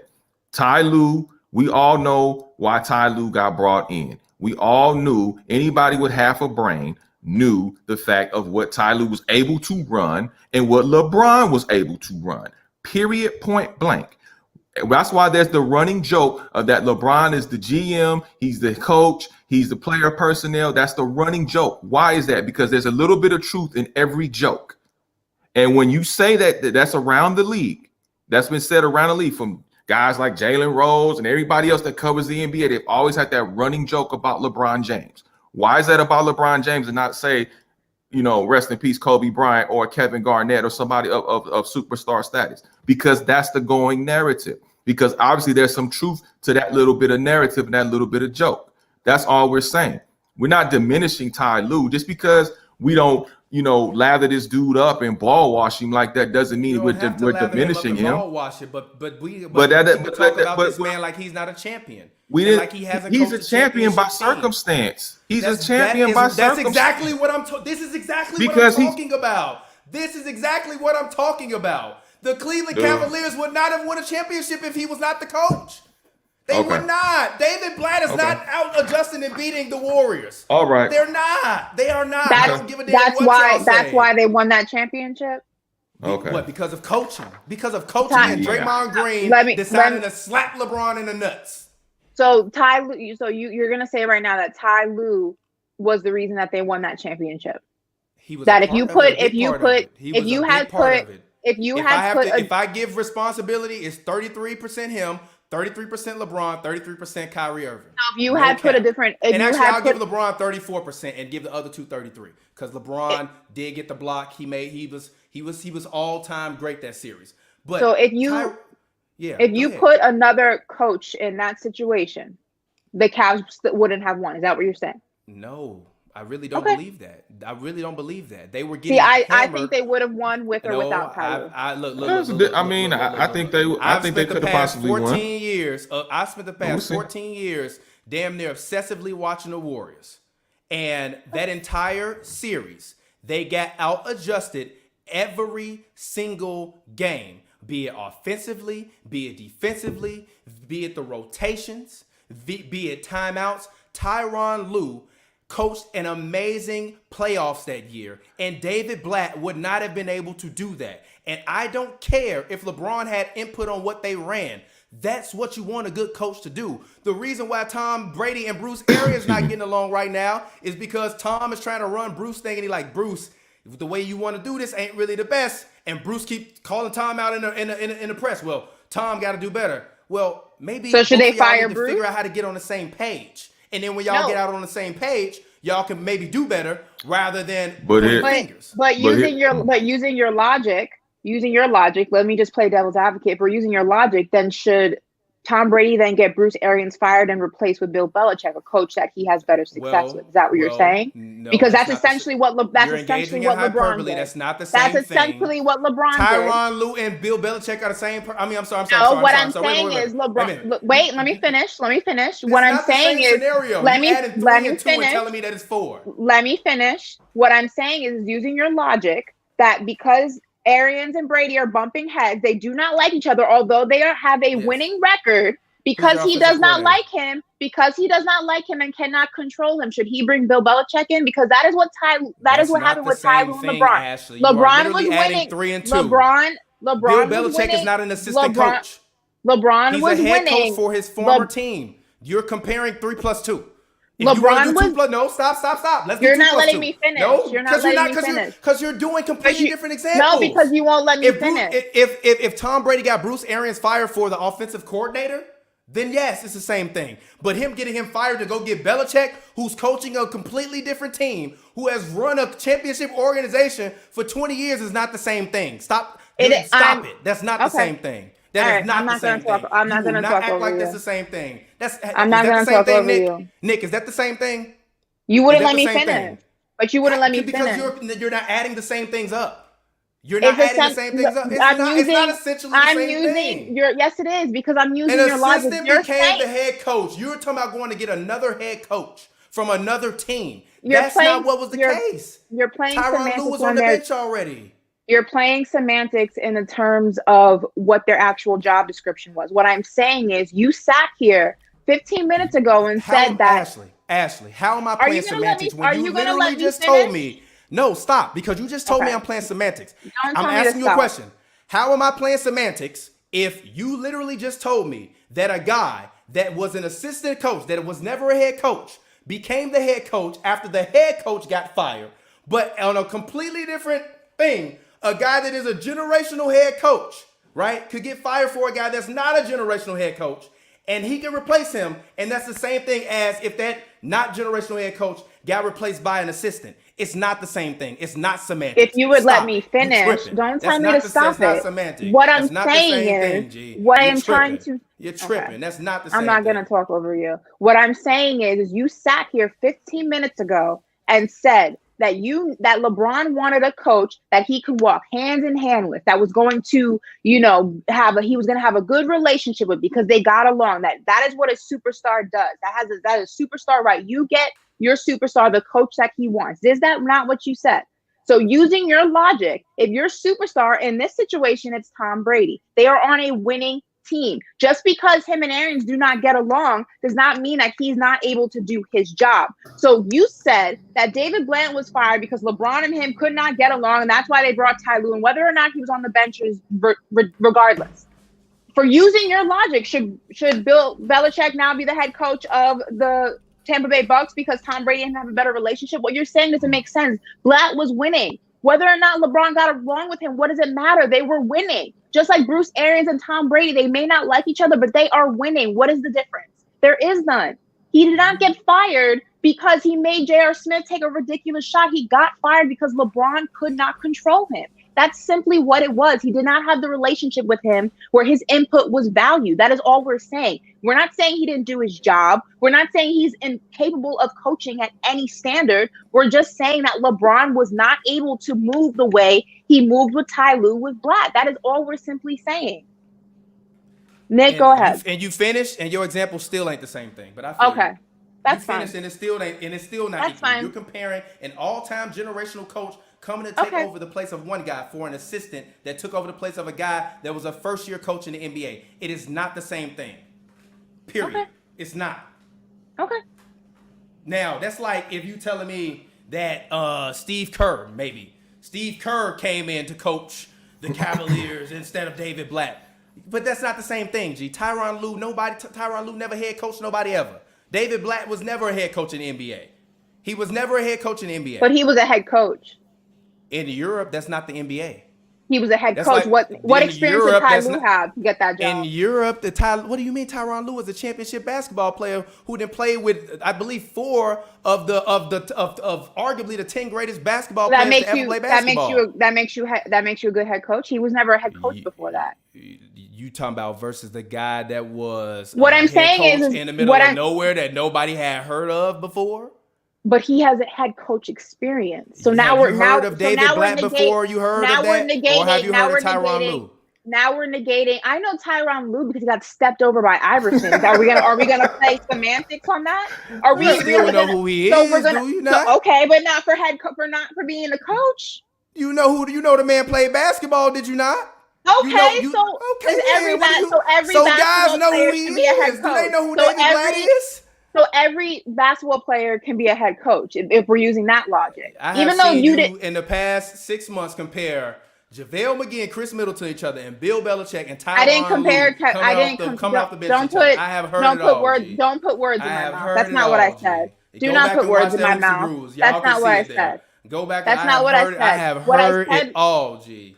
What I said was, I'm not even gonna go back to that Chris Middleton thing because you're twisting my words around and I don't appreciate it, but I'm not even gonna acknowledge that. Go back and watch it. I never said that they were the same player. That's not what I said. And you know that's not what I said. I'm not going to play this game with you. What I'm simply saying is you may not know what country, or you may not know, or it may have been European basketball, whatever the case may be, he was still a head coach. Ty Lue was a player with no coaching experience. The reason he got plucked into that job, put into that position, was because of LeBron James' influence. Don't sit here and tell me that you think, oh no, Ty Lue was calling all the shots himself. It's not the case. Just because you do not know David Blatt, he was coming from European basketball, he was still a head coach. He still had that underneath his resume. Don't disrespect that man just because. LeBron still didn't respect him, and LeBron didn't respect him or his coaching mind.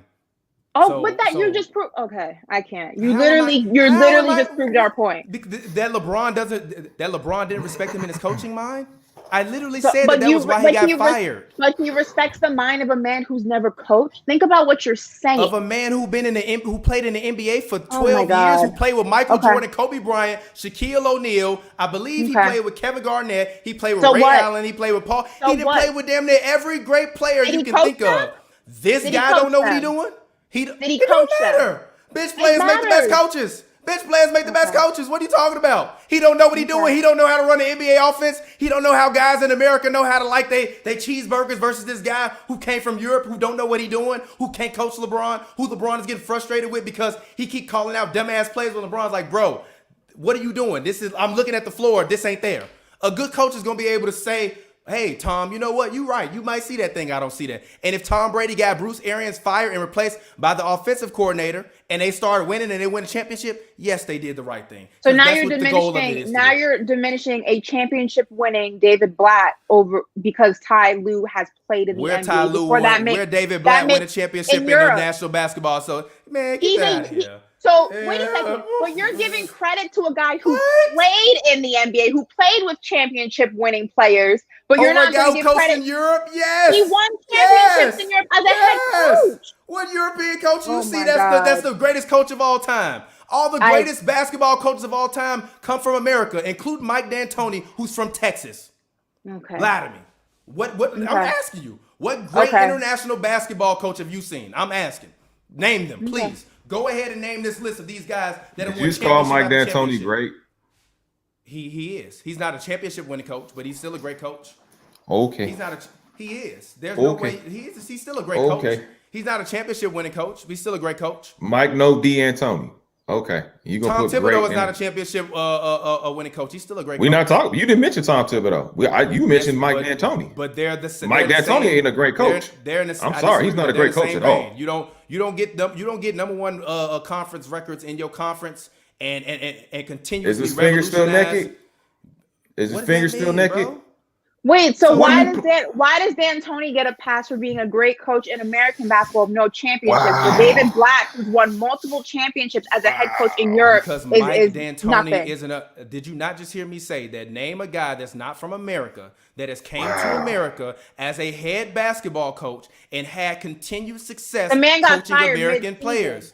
You have never seen a player. I'm sorry. A guy that's from overseas come into the NBA and be a great coach. It doesn't happen.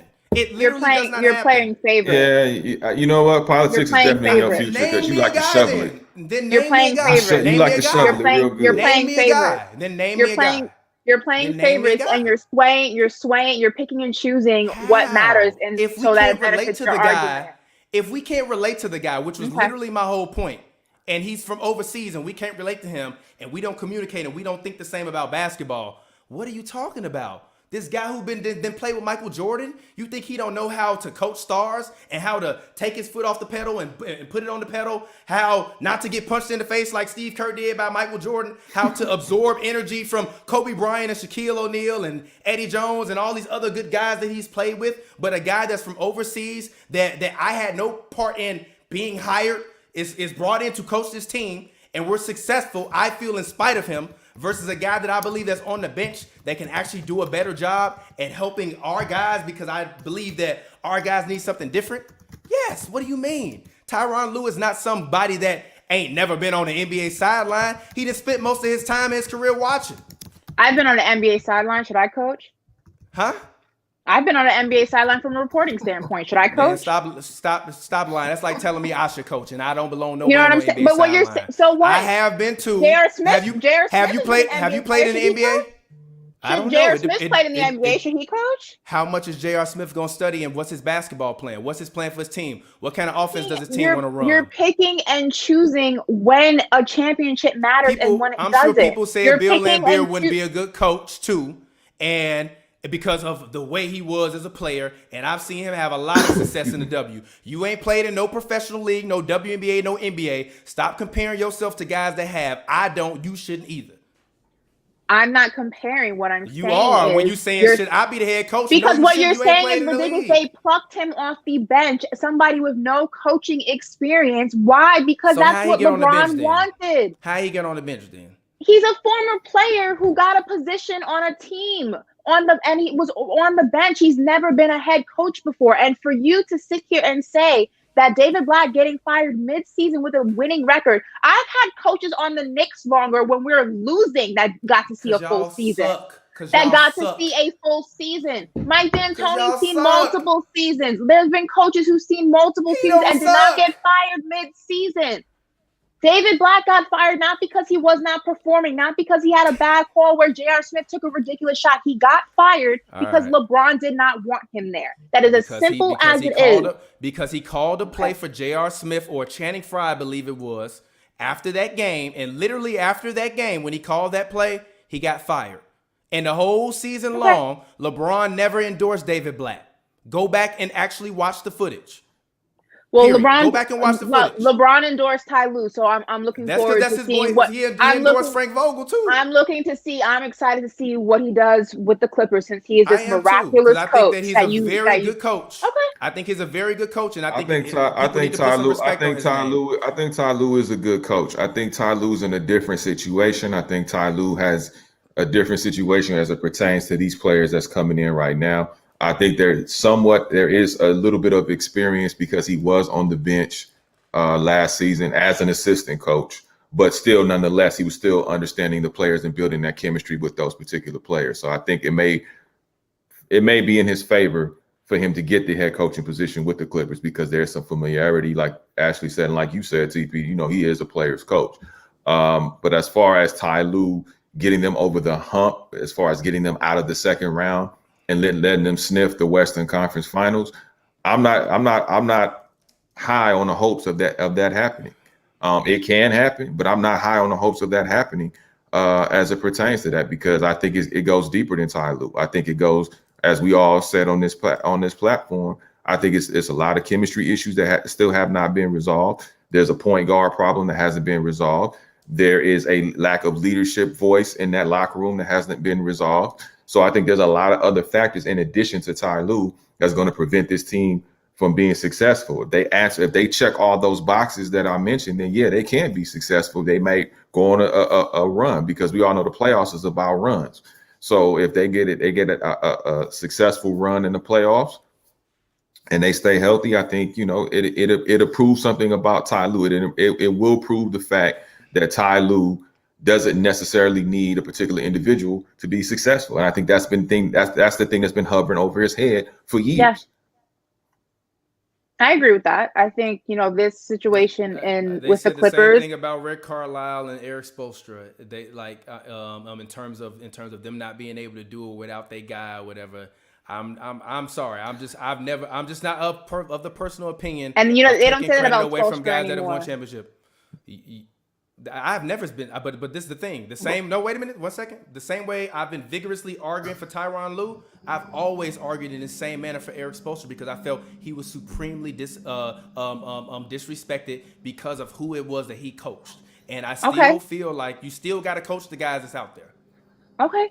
Well, like I said, they said the same thing about Eric Spoelstra, and they don't say that anymore. So this is Ty Lue's opportunity to change the narrative that is around his name. And the narrative around his name is that he's a game manager, that he's not the guy who the X's and O's guy. He's not that genius with the playbook. And if he's able to take this Clippers team and change that, the narrative changes, just like it did with Eric Spoelstra.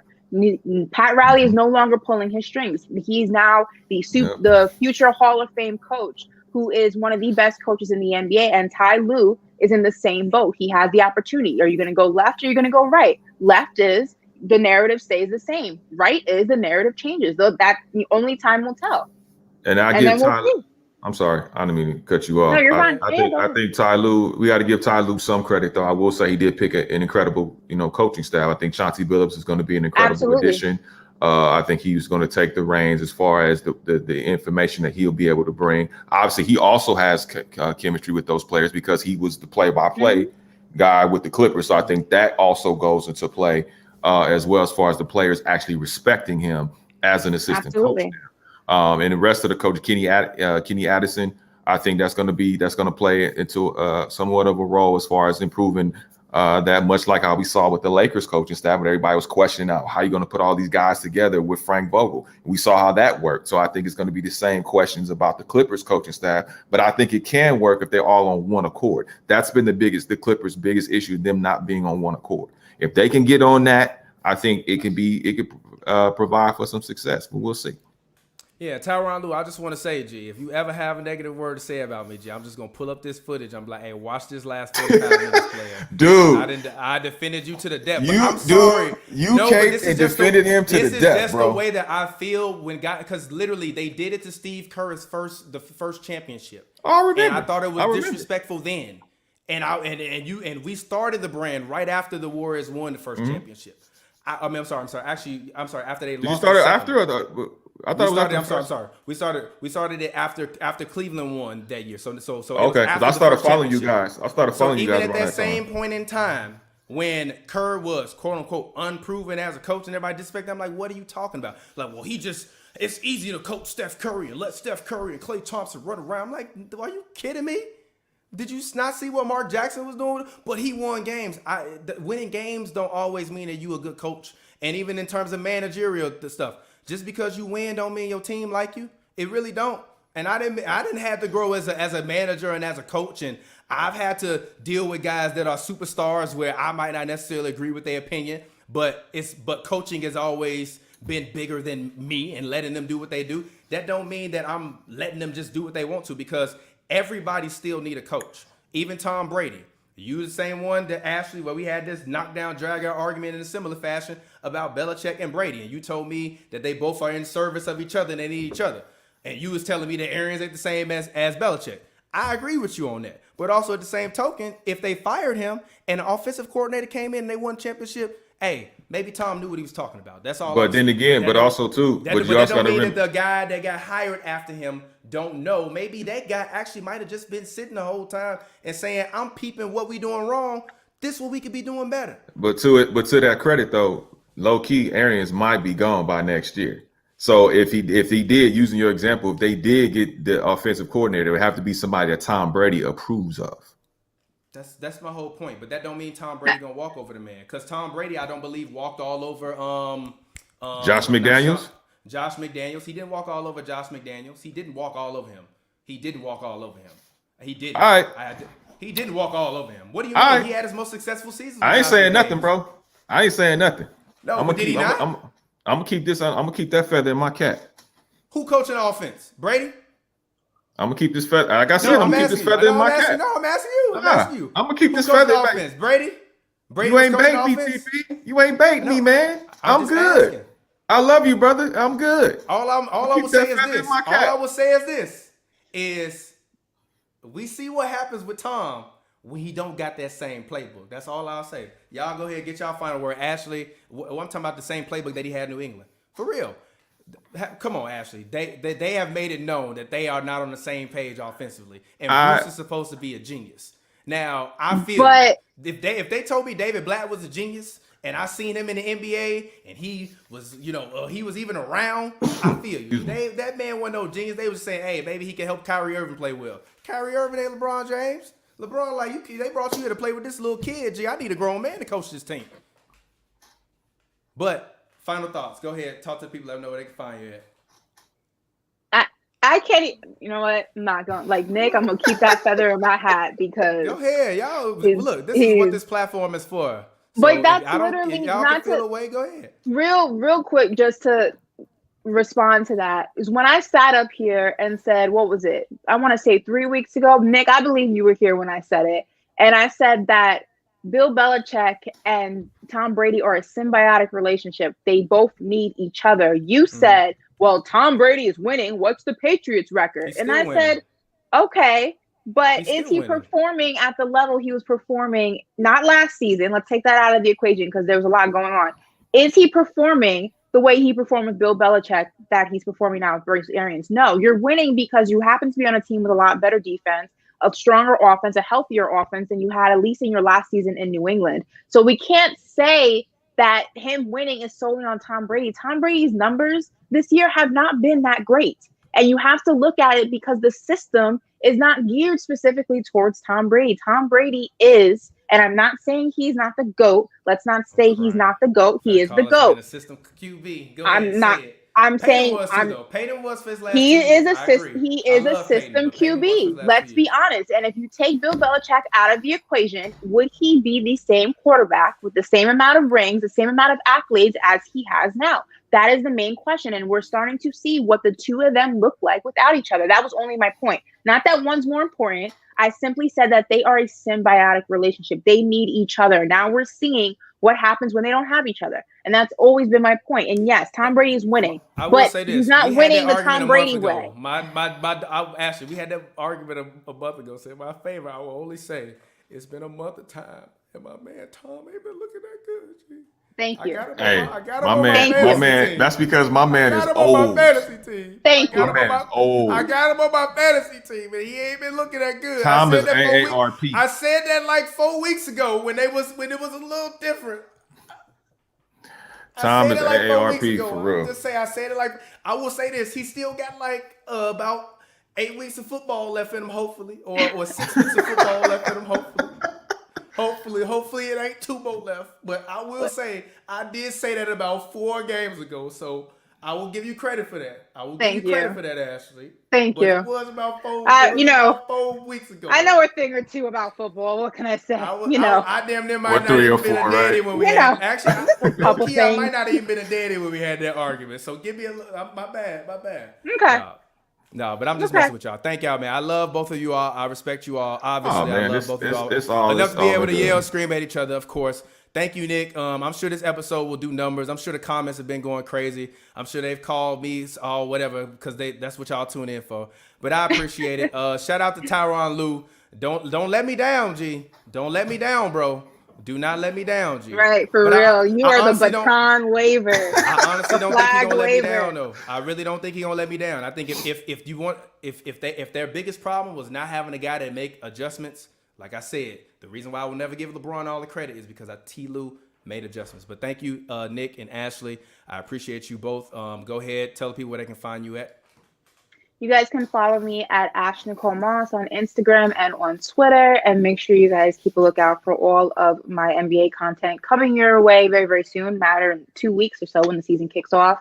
Of course, you can find it all on HNB Media TV YouTube channel, and of course my YouTube channel with All In with Ashley Nicole. And we have some really cool stuff that we're going to be working on. So make sure you tune in for that. Yes, Nick, go ahead, talk to the people, let them know where they can find you at. You can find me on all things social media at Nick Hamilton LA. You can catch me every Tuesday at 8 a.m. Pacific, 11 a.m. Eastern on Sirius XM, Slam Radio 145 for TMA with Nick Hamilton. You can also catch me on YouTube at NH Experience TV. Appreciate you having me on, bro. It's been fun, as we always do. Get into it, love each other. Actually, the first episode we ever recorded together, that was the Dennis Rodman greater than Shaq, right? Would you belong? Yeah, I think so. We argued that episode was like 3 hours and 43 minutes long, and we were I did not screaming at each realize other that, for bro. 3 hours. Yeah, because remember we talked about that first, and then we talked about Kaepernick for like an hour and 45 minutes afterward. Right. That was one of our longest episodes. So thank you as always, Nick. I appreciate you for joining me. All righty. Shout out to the fans. Appreciate you guys. Shout out to Ashley and Nick as always. Thank you all for tuning in to the new show in LA. The new show in LA. I hope these guys don't let me down. I had a PG bobblehead after they lost. I'm not gonna lie, accidentally on purpose knocked it off my desk and it failed and it shattered into pieces. So hopefully one day these guys can earn their respect and be able to get on this wall of greatness. But I do think this year actually Kawhi Leonard is gonna be my sleeper for MVP. I think Tyronn Lue will put both of them, which was really my whole original point of all this.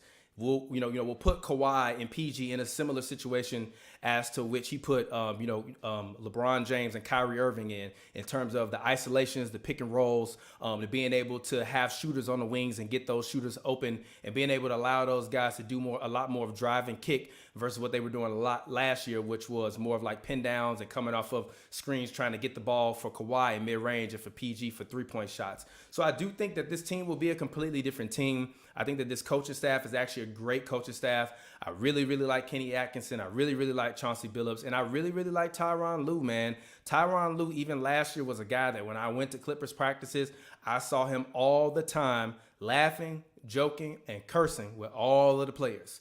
And that, to me, is the chemistry that you need for a good relationship. I think Doc is a guy where where everything just fell on deaf ears with him, and they didn't want to hear from him anymore, hear his raspy voice. But this has been your boy TPJ. I will get back to you sometime soon with the new show in LA. We're gonna let Ashley cover some of these Clippers media press conferences so that way she can hear them talk this craziness. So that way I ain't the only one on here trying to defend these crazy men and coaches. But until next time, I definitely appreciate you. Once again, shout out to Nick Hamilton. Shout out to Miss Ashley Nicole. Please also make sure you go subscribe to Ashley Nicole's YouTube channel, Ashley Nicole All In, as well as subscribe to our podcast. Me and Ashley and Daniel Belts and Chris Kidd have a podcast called Just a Few Friends. We don't yell and scream and curse like we do on here. We do curse, but we talk about a lot of other stuff. So shout out to y'all. Thank you guys. Much appreciated. It's been a new show in LA. Been your boy TPJ. Peace out.